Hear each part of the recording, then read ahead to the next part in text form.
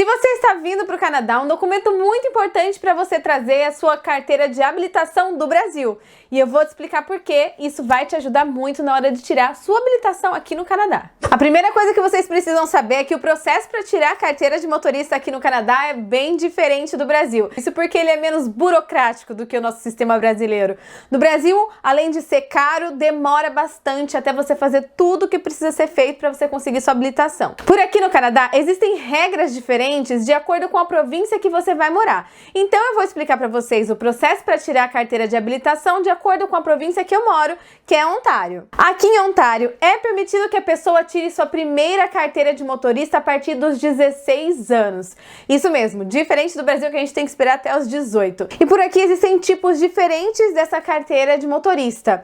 Mas para você dirigir carro, van ou até mesmo um caminhãozinho pequeno, você vai ter acesso à categoria G. Essa G, na verdade, começa pela G1, que é que pode ser tirada a partir dos 16 anos, né? Daí a pessoa tem que ficar um ano com essa carteira até ela conseguir ter a G2. Sendo que na G1 a pessoa só pode dirigir acompanhada de alguém que tenha uma experiência de mais de 4 anos, tá? Já de habilitação por aqui. Então você pode ir lá tirar a G1 com 16 anos, mas vai precisar passar esse um ano. Porque é o que eles falam que é uma carteira para você adquirir experiência, treinar a direção, aprender a dirigir. É diferente, né?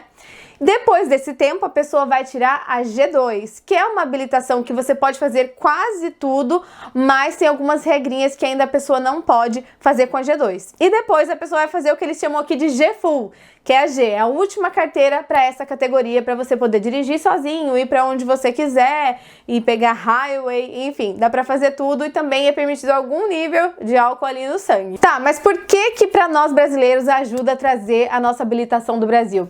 Porque esse documento vai ajudar com que a gente adiante o processo na hora de tirar a nossa habilitação aqui. Lembra que eu falei que com a G1 você vai ter que ficar um ano adquirindo experiência? Então, se você traz o seu documento do Brasil, você não precisa esperar esse um ano. Você pode fazer o teste da G1 e depois, no outro dia, já fazer o teste da G-Full. É legal, né?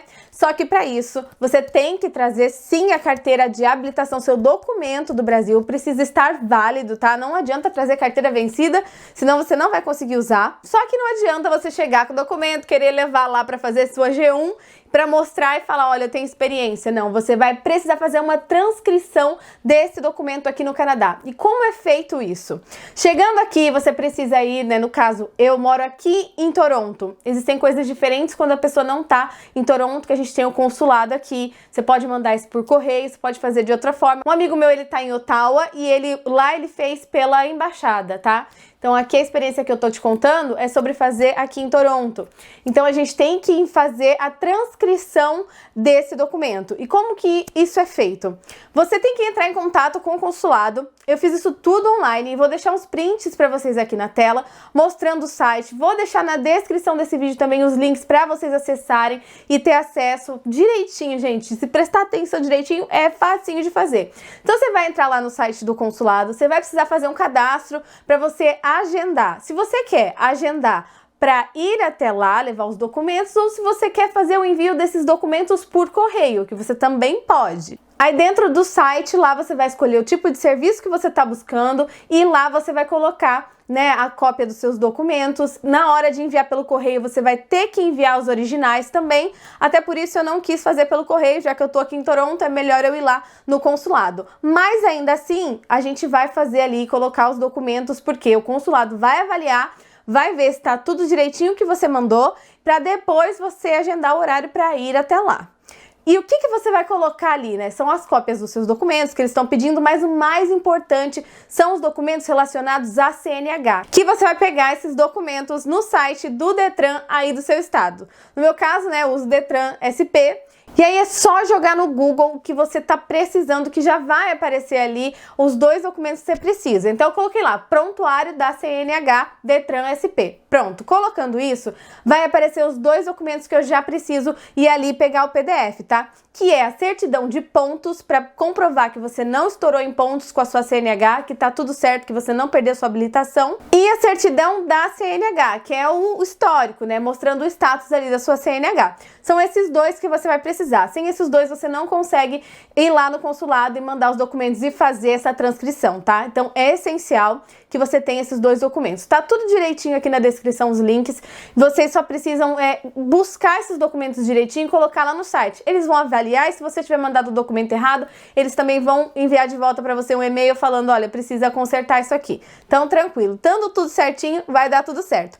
Se você vai até o consulado, você vai pagar lá uma taxa para eles para fazer esse documento, que é uns 20 e poucos dólares, tá? Eu não sei exatamente porque eu ainda vou lá fazer esse documento com eles. Se você vai mandar pelo correio, você vai ter que enviar uma ordem de pagamento, que é um documento que você faz aqui pelo correio, que é como se fosse, parece um cheque assim, você vai enviar para eles, que é o pagamento que eles vão receber lá. Não adianta querer mandar dinheiro, que eles não vão receber, mas é tudo explicado no site direitinho deles lá. Não tem erro. Seguindo o passo a passo, vocês vão conseguir fazer sem problema nenhum esse processo. Bom, agora que você já tem a transcrição do seu documento, você vai atrás de fazer sua G1, porque isso aí tem que fazer, que esse é o teste, é a prova que você vai fazer de conhecimento das regras e das placas. Tem que fazer, não tem jeito, tá?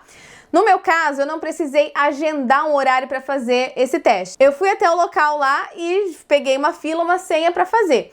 No seu caso, eu não sei na cidade que você mora, é bom pesquisar antes. Então, você vai pesquisar assim no Google, G1 teste e a cidade que você está morando. No meu caso, eu coloquei Toronto.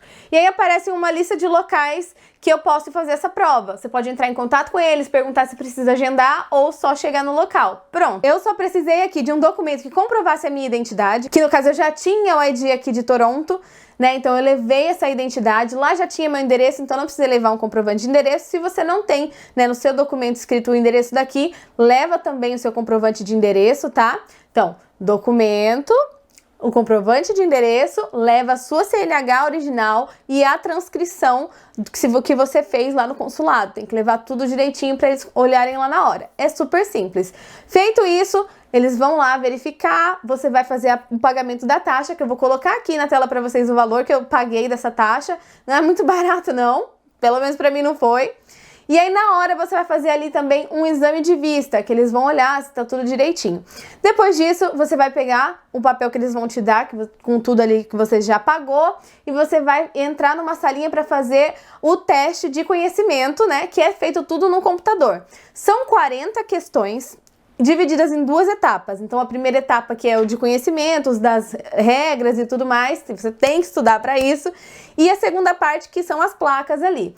Cada parte tem 20 questões. Dessas 20 questões, você pode errar 4 em cada etapa. Graças a Deus eu consegui passar e só precisei fazer uma vez. Mas caso você não passe nessa prova de primeira, você pode ir lá mesmo na hora pagar um valor que não é alto, uns 15, 17 dólares. Eu não sei exatamente porque eu não precisei pagar.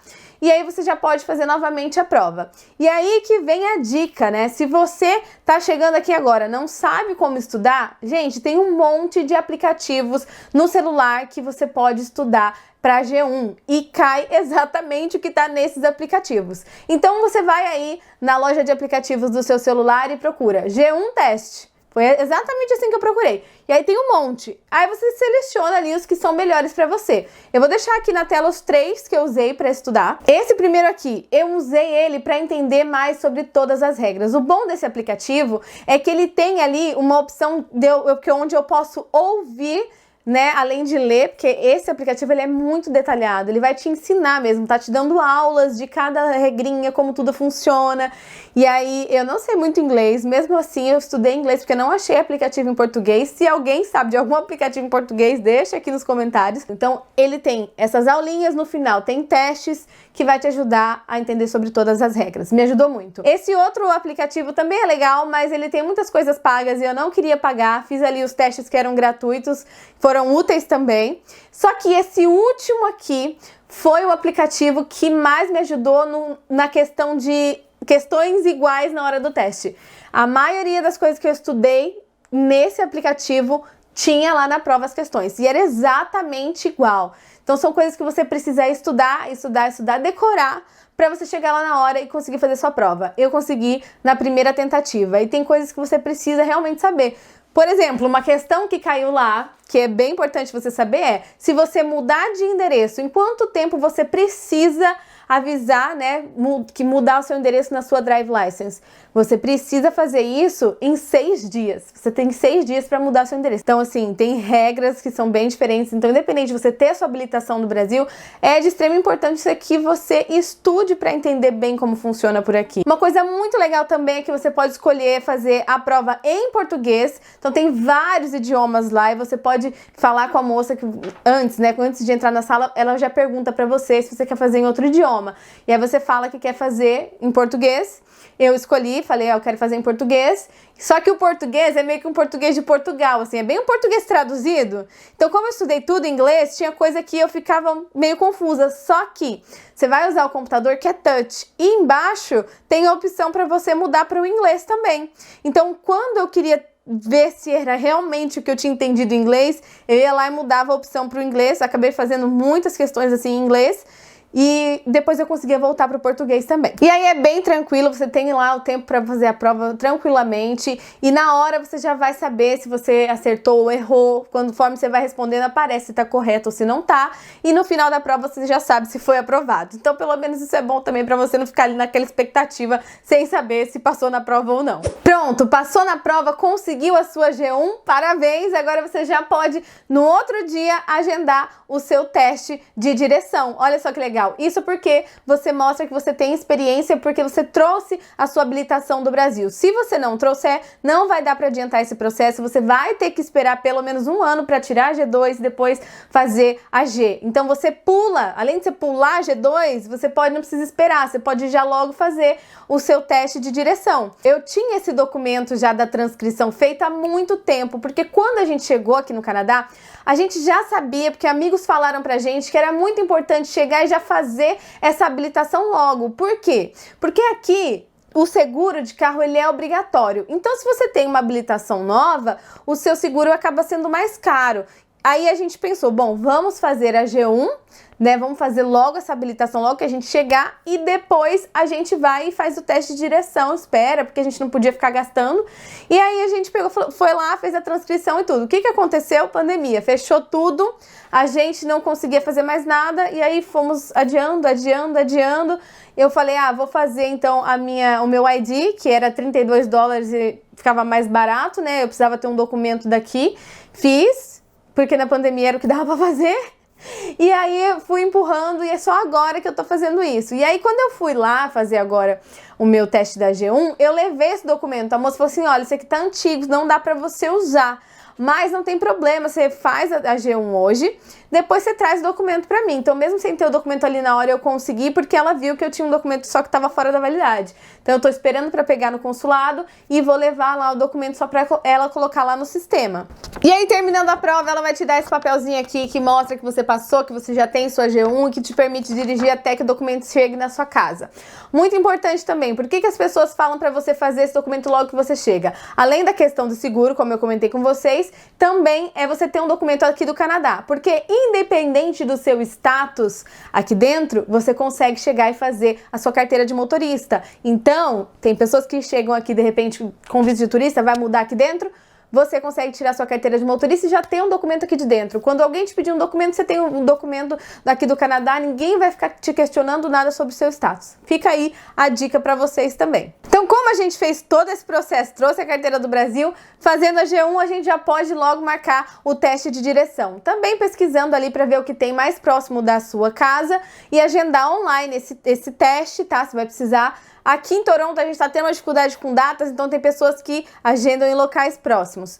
E seria ideal também você fazer ou algumas aulas de direção com alguém, né? Mesmo você tendo experiência, é interessante para você entender como funciona aqui, para entender sobre as regras e o circuito que eles devem fazer, porque você vai ter também que mostrar que você falar para eles lá que você pegou a highway. Então é importante fazer essas aulas. Eu estou no momento que eu ainda não sei o que eu faço, porque eu já fui atrás de procurar sobre isso, achei os preços que eu achei com pessoas que falam português, um pouco salgado, até também para poder usar o carro no dia de fazer o teste, porque aqui você usa o seu próprio carro, então se você não tem carro, você tem que pedir emprestado para alguém ou usar de alguma autoescola, alguma coisa assim, que não é obrigatório você fazer autoescola, tá bom? Então é muito diferente isso, que não é obrigatório, se você só tem que fazer o teste lá com o examinador.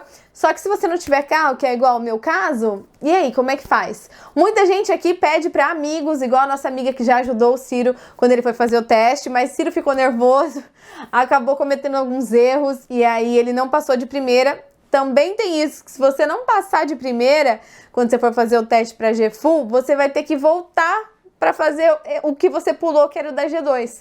Então, você tem que fazer essa prova aí, esse teste, que também é um teste de direção da G2, só que é um teste diferente, ele é mais detalhado no sentido de você tem que fazer até baliza para fazer esse teste e ele vai te dar a habilitação que não é completa igual a G. Só que você também não vai precisar esperar todo aquele tempo para tirar a sua G, né? Logo depois que você passou na G2, você já pode fazer o teste da G. Mas o ruim é que você tem que pagar mais uma taxa para fazer esse teste da G2, para depois pagar outra taxa para fazer o... Gente, são várias taxas, né? O valor, assim, acaba saindo bem mais barato do que tirar uma habilitação no Brasil, porque eu lembro que não foi barato todo o processo no Brasil, é um processo longo e cansativo, são, né, que a gente tem que fazer aquele curso que demora para fazer, depois muitas e muitas aulas de direção sem passar da marcha 2, que eu nunca entendi como que a gente faz as aulas sem passar da segunda marcha, não sei se com vocês foi aí, mas eu lembro muito bem que para tirar minha carteira de habilitação no Brasil, a gente fazia aulas com o professor, isso aí até a segunda marcha. Inclusive, no Brasil, eu fiquei muito nervosa para fazer o teste, porque eles colocavam uma pressão muito forte em cima da gente, no sentido de não poder errar. E aí eu sabia já dirigir, eu tinha, tipo, muita confiança, mas na hora do teste eu ficava muito nervosa por pressão dos examinadores e acabei não passando. Eu repeti 4 vezes até que eu passei num exame. Eu quero ver muito como eles são aqui, como é feito isso, mas por eu ver, assim, o que as pessoas falam, dizem que é muito mais tranquilo, que não tem essa pressão toda em cima de você, que eles só querem mesmo ali ter certeza de que você tá dirigindo direitinho pela cidade, respeitando as leis, né? E aqui, assim, quando tem um pare, você não pode, né? Se não tiver vindo ninguém, vou só olhar e não vou. Tem que parar o carro, literal todo. Para tudo, não pode não parar. Você tem que parar mesmo. Eles têm que ver que você parou tudo, olhar e seguir. Outra coisa que pra mim eu não entendo aqui é porque no Brasil, se você vai fazer o teste e você vai olhar nos vidros assim, você tem que olhar nos espelhos, né? E só nos espelhos. Se você olha aqui, eles no Brasil não gostam não, né? Tiram ponto de você. Aqui não. Aqui você tem que olhar os pontos cegos. Você não pode ficar olhando assim nesses espelhos aqui só e não olhar o ponto cego. Você precisa olhar. Então são muitos detalhezinhos diferentes que é sim importante ter alguém para você fazer essas aulas de direção antes de fazer o teste, tá? De direção, pagar para você depois não correr o risco de não passar. Por enquanto eu não tenho ninguém para indicar para vocês que possa dar essas aulas para vocês quando vocês chegarem aqui, mas eu tô procurando e assim que eu encontrar alguém que eu fizer essas aulas, eu vou gravar vídeo aqui para vocês, vou mostrar tudo e vou contar também se eu passei de primeiro ou não no meu teste. Vai ter vídeo com certeza mostrando essa experiência aí que eu não vejo a hora de passar, porque, gente, a gente precisa de um carro, não aguento mais viver aqui sem carro. E eu sei que isso vai chegar, 2023 aí, vamos torcer pra esse sonho aí se realizar, só falta passar no teste de direção, né? Bom, eu espero que vocês tenham gostado desse vídeo, que tenha ficado, assim, bem explicado. E se vocês ainda tiverem com alguma dúvida, deixa aqui nos comentários pra mim. Também me conta se vocês gostaram do vídeo, se foi útil pra vocês. Não esquece de compartilhar, deixar seu comentário, se inscrever no canal, ativar o sininho, que isso me ajuda muito a continuar produzindo. Então eu espero ver vocês no próximo vídeo e a gente se vê. Tchau!